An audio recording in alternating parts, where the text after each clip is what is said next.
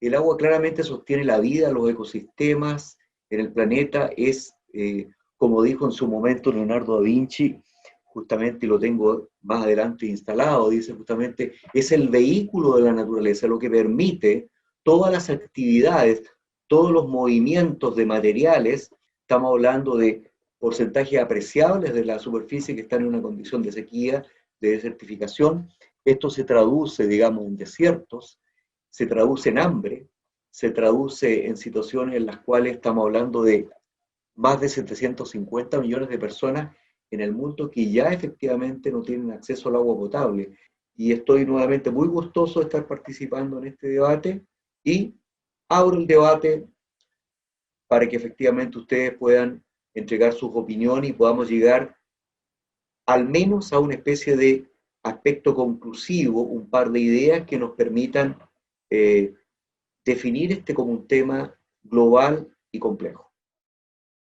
Algo que se modificó en mi ciudad, en Capital Federal de Buenos Aires, está bueno para la reutilización del agua, las aguas grises, que siempre se usaba en los edificios agua potable para limpiar las calles o para utilizar para las mochilas de los inodoros o todo aspecto así, se modificó la ley, o sea, el código urbanístico, el código de edificación, para gestionar el agua de lluvia, aguas grises, para recolectarlas y utilizar esa agua para estos tipos de riego, limpieza y baños. Me parece un buen cambio para ya ver el dilema que se está presentando. Entonces, acá tenemos demasiada suerte con el acuífero Guaraní. Vivimos en una parte que es muy, muy rica, entonces, en agua. Pero la cosa muy triste que pasa acá es de la agricultura. Tenemos cultivo de arroz, por ejemplo, que usa demasiada agua. Entonces, a veces nos preocupamos en bañarnos en 6 minutos, mientras la agricultura está usando un montón de agua. Y esto se comenta muy poco acá, porque es uno de los estados, una de las partes de Brasil que más produce alimento. Entonces, es algo que a veces siento que es una información que es ocultada para que las personas no sepan y no empiecen a, no sé, a hacer una protesta o algo así, o tener conciencia del problema. Y es obvio que afectamos también a nuestros vecinos y hay toda la discusión sobre el acuífero. El Brasil como un todo no piensa en la escasez hídrica como un problema nacional, solo piensa como un problema local, pero es un problema que cada vez más está se expandiendo en nuestro territorio. Además de eso, también me gusta pensar, otra cosa que Victoria ha dicho, que el agua no es un recurso de un solo país, porque, por ejemplo, nosotros que vivimos en América Latina compartimos la mayoría de nuestros recursos naturales. Perú, las realidades sociales que se viven en Perú son muchas. Una persona de acá de la costa, con respecto a una de la sierra, con respecto a una de la selva, su acceso a agua y los problemas que nos agobian son bien distintos. En lo personal, por ejemplo, respecto a toda la zona de costa, como ustedes sabrán, la zona costera del Perú es un desierto básicamente. Nuestros ríos son ríos que surgen de la cordillera y que forman algunos pequeños valles en los que están superpuestas las ciudades. Lo que es curioso, porque también justamente yo, si mal no recuerdo, yo creo que Lima es la segunda capital, creo, con más gente que está poblada así en el mar, o la segunda más grande en un desierto. Eso creo que da a resaltar o sea, ciertas complicaciones que es inevitable que surjan en lo que es el manejo del agua. Siento que en Lima el acceso al agua es más que ser cuestiones tal vez de tecnología que sea inaccesible, que no haya, que falte, que no exista, es sobre todo un problema social. Acá en Lima al menos. Lima desde el siglo pasado, sobre todo la segunda mitad, tuvo un crecimiento demasiado rápido, magnitudes tremendas, justamente por los problemas que acaecieron en el país. Pero yo creo que el tema, tomando un poco lo que efectivamente señalaba Fernando, que me parece bastante preciso, no se trata de depredar los recursos que están disponibles, sino que hay un uso racional. Y la pregunta es, ¿quién efectivamente puede ser el árbitro que en un momento determinado gestione el uso responsable, adecuado, justamente de el agua? La pregunta es cómo efectivamente en nuestros países, ustedes, nosotros, efectivamente, integramos este tipo de reflexiones y ojalá incidamos sobre lo que está ocurriendo en nuestros países. Sí, por favor, yo quisiera comentarles más o menos la realidad de Bolivia. Camila. Como hemos visto en la diapositiva del ingeniero, Bolivia no tiene, o bueno, no va a sufrir una escasez hídrica, pero aquí lo que está muy mal es la gestión de los recursos hídricos. Les voy a explicar más o menos mediante la ley número 1333 de mi país, la matriz de Leopold, y nos vamos a basar en las diferentes zonas. Por ejemplo, en la zona andina de los llanos, donde hay diferentes tipos de terreno seco, hay mucha minería. Entonces el agua ha sido muy contaminada por el uso de la minería, por la explotación de todos los metales y todos los desechos que han sido tirados a los ríos. Entonces aquí podemos tener los compuestos tóxicos que se han ido acumulando en estos ríos. Tenemos también los sólidos suspendidos en el agua que han hecho que esta agua no sea muy potable para las personas. En una de sus preguntas, si es más importante para la industria o las personas, lo que se podría hacer sería reducir la huella hídrica, ¿no?, de la producción de las industrias, porque no podemos vivir sin las industrias, lamentablemente. Entonces no podemos quitarle a uno y darle a otro, pero lo que sí podríamos hacer es que las industrias reduzcan su huella hídrica. A mí me gustaría compartir una inquietud que tengo con ustedes sobre el rol del Estado, ¿ya? Es bien de que este tiene una responsabilidad en cuanto a los recursos renovables, entre comillas, pero también me causa duda de que, ya, si el Estado hace algo, la gente lo va a respetar. Yo creo que no hay conciencia, ¿ya? Entonces yo creo que es como crítico intentar que la gente entre como en consideración, que piense un poco más sobre cómo utilizar estos recursos y las repercusiones que tiene con el medio ambiente. Y creo que eso es una cosa muy difícil, porque piensa que la gente se ha criado de cierta forma o simplemente le es indiferente y vela por su propio interés. Entonces creo que ahí habría que atacar. Pero ¿cómo? ¿Cómo hacer que la gente esté en razón? ¿Es rol del Estado eso? Si es así, ¿cómo puede hacer que la gente tenga esa conciencia? Y así como comentan que el tema de la cultura es muy importante, creo que las personas se empiezan a dar cuenta cuando ya el riesgo es inminente. Por ejemplo, aquí en la zona norte, la parte de México que colinda con Estados Unidos, se quería construir esta cervecera que pues claro iba a traer empleos, iba a traer todo esto. Y ahí las personas, como el agua en la zona norte es una parte muy árida, pues sí, pues sufren escasez. Entonces cuando vieron ellos que ya pues iba a pasar este megaproyecto, es cuando empezaron a hacer todos estos movimientos, tanto de personas como entre pues la parte legal, de poner un amparo, de evitar que esta obra pues continuara a hacer pues ruido de diferentes maneras. Fue cuando ya se empezó como a dar a conocer este tema y que se quería construir y pues ya se empezó a hacer algo al respecto. Pero siento que es pues un tema que ya hasta que las personas ven como este riesgo, hasta que ya ven que ya no va a haber agua o que se van a ver afectadas sus actividades cotidianas, es cuando ya se empieza a hacer un cambio. Yo les digo lo siguiente, las universidades tienen mucho que hacer acá, tienen mucho que entrar a discutir, o sea, es un tema que en la medida en que se vayan generando más agentes de cambio y de discusión de estos temas, se puedan, por ejemplo, plantear, yo pensaba en este tipo de discusiones que posteriormente puedan dar lugar a definiciones, a análisis mucho más precisos, a planteamientos, mociones de planteamiento de modificación. Creo que las universidades justamente tienen un rol importante que jugar en nuestros países. Creo que las nuevas generaciones de repente, o bueno, desde mi punto de vista, considero que son un poco más conscientes del uso que se tiene que dar a los recursos. Creo que hay niños que incluso a veces son más conscientes de que no deben botar algo, que deben cuidar mejor el agua que incluso a veces sus propios padres. Y a veces no, a veces falta, a veces un poco como que se termina contagiando esto de las personas adultas que de repente no han tenido mucha orientación con referente a lo que es el cuidado de los servicios básicos, el cuidado con la responsabilidad ambiental que deben tener. Y yo vivo en la zona norte del país, entonces por más de 100 años ha habido problemas de sequía, casi no llueve en esta zona. Y, por ejemplo, en el estado en el que yo vivo, pues tenemos 3 presas que son las que alimentan a toda la población del consumo de agua y toda la industria. Pero, por ejemplo, al inicio de esta pandemia, la capacidad que tenían era menor del 30%, si no me equivoco. Y por un milagro que sucedió, ocurrió un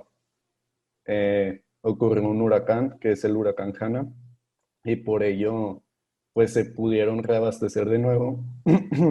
Y no ha habido el problema que ha habido años atrás de que el consumo es limitado, de que de tal hora a tal hora, pues no hay acceso al agua, no puedes bañarte o simplemente tomar agua de la llave.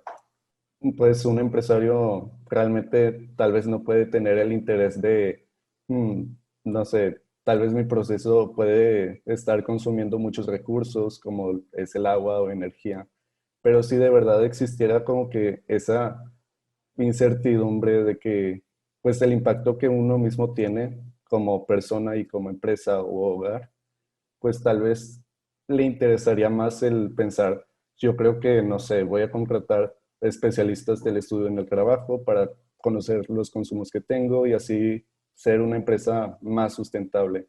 Entonces, pues yo considero que sí hay que buscar la forma de atacar ese punto. Igual yo considero que es más fácil con la gente pues más pequeña, no sé, haciendo programas sobre cuidado del agua, metiendo materias que tengan relación a esto. Entonces, pues, la verdad sí es un problema, pues, mundial que en unos años se puede volver todavía, pues, peor. Yo creo que muchas empresas sí que están cuidando en ese sentido, ¿no? El tema sostenibilidad. Incluso hasta por un tema de moda, ¿no? Todo ahora mismo tiene que ser sostenible y tal. Entonces, las empresas que no están en el carro de la sostenibilidad están fuera del mercado también. Ya que somos un grupo también de estudiantes de ingeniería y demás, creo que deberíamos formar también parte un poco de la solución, ¿no? Y otra parte de otra parte importante de la solución creo que es también el tema de la gestión de las aguas residuales, ¿no? Y claro, para que más centrado en agricultura, ¿no? Que igual es mi campo. Por ejemplo, España, también añadiendo la visión optimista de la que hablaba Álvaro, ha innovado muchísimo en el tema del riego a presión, porque, pues como habéis visto en el mapa, no estamos sufriendo sequía en los últimos años, sino en los últimos 50 años. Entonces eso nos ha hecho ponernos las pilas en temas de innovación agrícola, porque el 70-80% del agua que consume España va destinado a la agricultura. España es la huerta de Europa, no es solo alimentación para el país, sino que encima para casi todo el continente, todas las verduras y frutas que vas a encontrar son made in Spain. Entonces necesitábamos innovar. Quería comentaros que aunque en el mapa de escasez hídrica que hemos visto antes, Colombia parecía como de los que no tenían casi problemas. Yo estoy precisamente aquí trabajando en un proyecto de riego por goteo, precisamente porque sí que se nota el cambio de periodo seco. O sea, Colombia es un país tropical en el que no, obviamente, llueve casi todo el año, las mismas temperaturas casi todo el año, y la época seca era muy, muy bajita. Sin embargo, se ha ampliado y en vez de ser solo un mes, de hecho ni siquiera se consideraba periodo seco, ahora hay como 3 meses en la zona particular que estoy yo, que es Popayán, en el Cauca, de periodo seco, y también se está intentando traer la tecnología que utilizamos en España para acá. Y nada, o sea, sí que hay soluciones, lo que para que requieren de inversión tecnológica y obviamente de una inversión inicial económica. En términos prácticos, la escasez hídrica como fenómeno físico, en cierta medida la podemos visualizar como la fiebre que tiene un enfermo.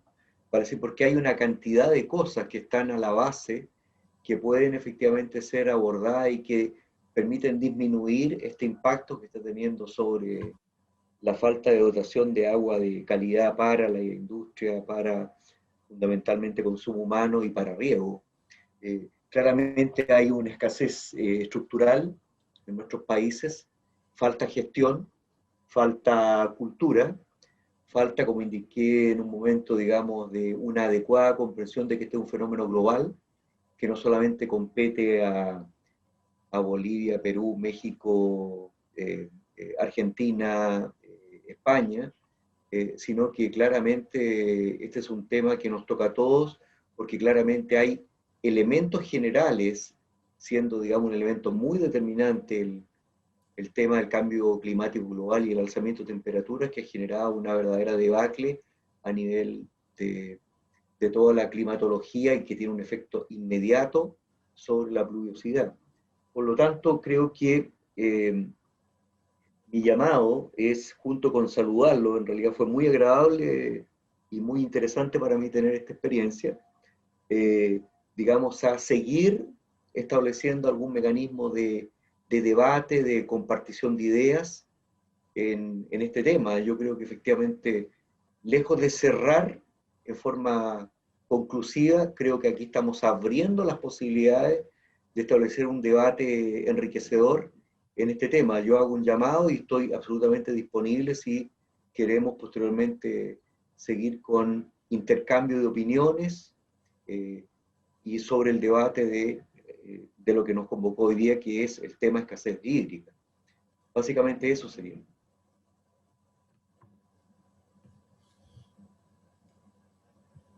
Muchas gracias. Muchas gracias a gracias. ustedes.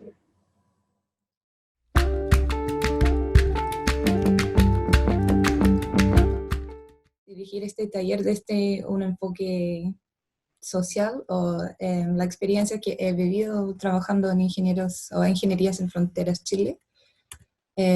Vamos a hablar de la escasez hídrica y he colocado ahí el título Un desafío comunitario porque es lo que nosotros en la fundación identificamos que si vamos a abarcar solucionar este problema, tenemos que saber cuáles son los desafíos para todos los actores involucrados. Y los que más se ven afectados por la escasez son las comunidades. Entonces son actores muy claves en esto. Sabemos que el agua dulce es algo clave para el mantenimiento de salud pública y también salud ecológica, y dependemos como humanos de este ciclo para muchas necesidades. Bueno, ¿cómo explicarlo? Bueno, hace unos meses participé de un desafío, el desafío FIA, y nos dimos cuenta, así como hablando con las personas que trabajaban en el sector, con los mismos campesinos, que había una brecha para el acceso a la información o el entendimiento de esta misma. Entonces, al menos en Chile, habían recursos, hay agua, tipo... Han llegado como consultores de Arabia Saudita, así como de lugares aún más desérticos, ven un hilo de agua y saben que aquí hay agua. El problema es que no se usa de forma eficaz o no están las mejores herramientas. Entonces hay como una complicación de hacer llegar de forma sencilla esta información. Hola, yo la puse ahí, principalmente consideré que ese era un factor importante, porque... Sí. Por ejemplo, ahí vemos que hay un desequilibrio, ¿no? Donde las personas que tienen más acceso a recursos pueden, pues, cavar más profundo para extraer agua, ¿no? Mientras que las personas que, bueno, los productores más pequeños no lo pueden hacer. Entonces, igual ahí no se ve una intervención del Estado que regule esa parte. Entonces, considero que es algo muy importante que deberían de empezar a regular para tener un uso más equitativo en el agua. Y en el caso de México, me parece que los estados del centro del país, que son Ciudad de México, Estado de México, y algunos del norte son los que tienen mayor estrés hídrica. Entonces, pues mucha gente no tiene acceso al agua potable. En México no está privatizado, entonces pues depende mucho de cómo lo organiza pues el país, ¿no? El estado, el gobierno. Y lo que pasa es de que en cada estado controla el agua, ¿no? Por decirlo así. Aquí en Argentina también está a cargo del Estado, o sea, no está privatizada la distribución del agua ni el recurso, pero creo que uno de los puntos débiles es que está a cargo de cada provincia el cuidado del recurso, y por lo menos en Argentina, o por cómo lo veo yo, es muy desigual generalmente los recursos que tiene cada provincia en cuanto a la capacidad de proteger los recursos. No es lo mismo, está muy centralizado todo en la provincia de Buenos Aires generalmente, o en otras provincias con grandes ciudades como por ejemplo Córdoba o Rosario, en Santa Fe, pero después hay mucha desigualdad en cuestión de capacidad de las gobernaciones para poder proteger y hacer respetar las legislaciones. Tal vez no sé si es una causa, pero la desigualdad en la infraestructura o en la capacidad de acceder, creo que es una causa de la escasez hídrica también. Bien, bueno, yo soy acá de Viña del Mar, estoy cerca de Petorca, la verdad, pero yo nací en la Patagonia, como le había comentado en la sesión anterior.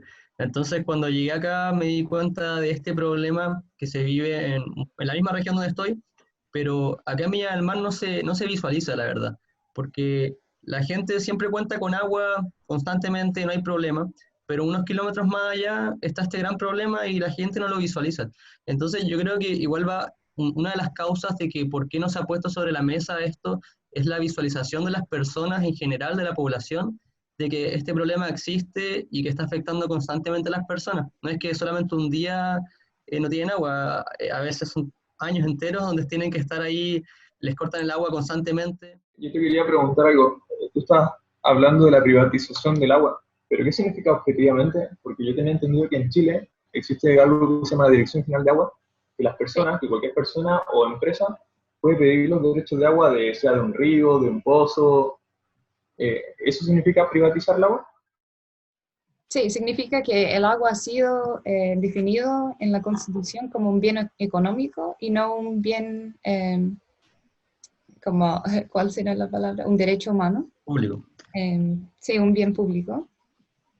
Eso significa que el agua está bajo el control del mercado y no del Estado realmente. En España tenemos básicamente dos zonas climáticas, que es la Mediterránea y la Atlántica. Y yo vivo en la Atlántica y la verdad es que hay problemas con el agua. De hecho, estoy en Ingeniería Sin Fronteras Galicia y estamos con un proyecto sobre el acceso al agua. Pero, para ser sinceros, el problema más grande está en la Mediterránea, porque pues, básicamente llueve menos, o sea, sin más. Y con el cambio climático se está preveyendo que lloviera todavía menos. Curiosamente, hay sequía, pero lo que se está viendo, que el cambio climático lo tiene, que es un poco impredecible, es impredecible, es que lo que está viendo es inundaciones en esas zonas.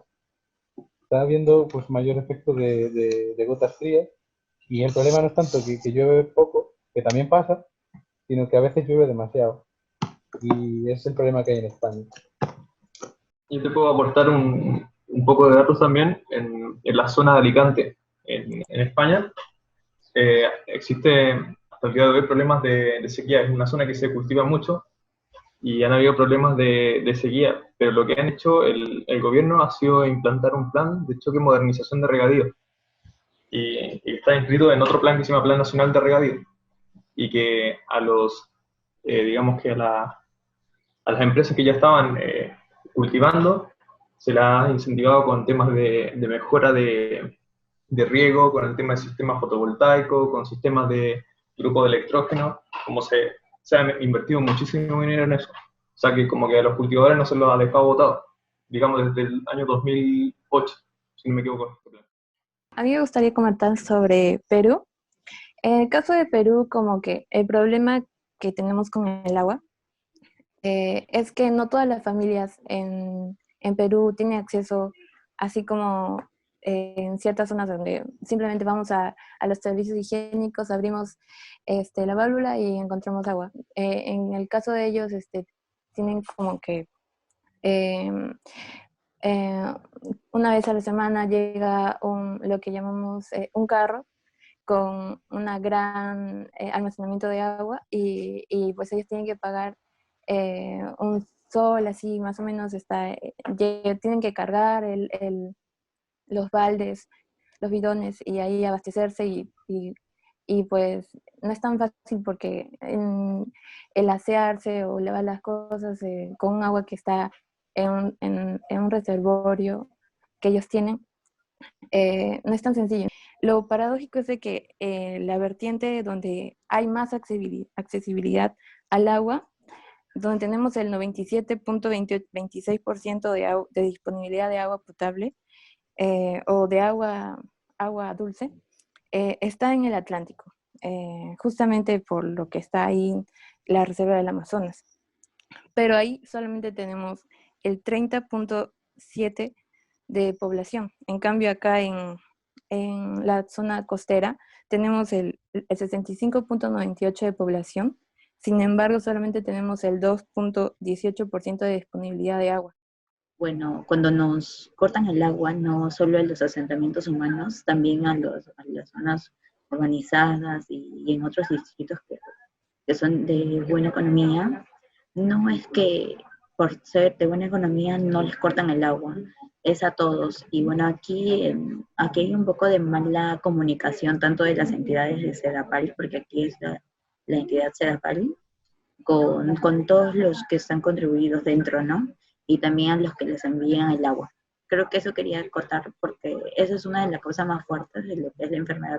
No se habla mucho, pero aún continúan, porque sí tengo conocimiento que aún hay lugares en donde no se accede al agua. Y eso es lo que ocasiona, ¿no? Las enfermedades y algunos pequeños que hasta no resisten y llega hasta la muerte. Entonces, ¿cómo decir? Tengo conciencia que somos el vilón, ¿no?, de la lluvia de todo este lado de la América, ¿no?, del sur. Entonces, acá hay muchos problemas, principalmente la corrupción. Entonces, no hay preocupación con la agua, porque la región que es escasa son regiones muy pobres, entonces no hay voces para clamar por ayuda. Entonces, es muy triste, pero es nuestra realidad. Yo pienso que esto también no tenemos muchas preocupaciones por parte del gobierno. Esta defloración también de bosques generalizada.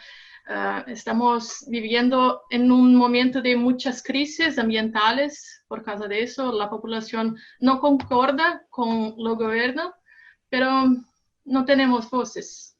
Somos solamente personas, no hay dinero. Entonces, no sé.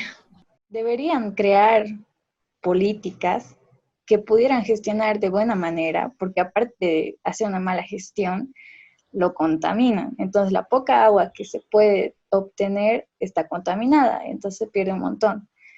Tendrían que, en parte, hacer una buena gestión. Posteriormente, controlar las contaminaciones hídricas que se dan por las industrias o por la propia gente.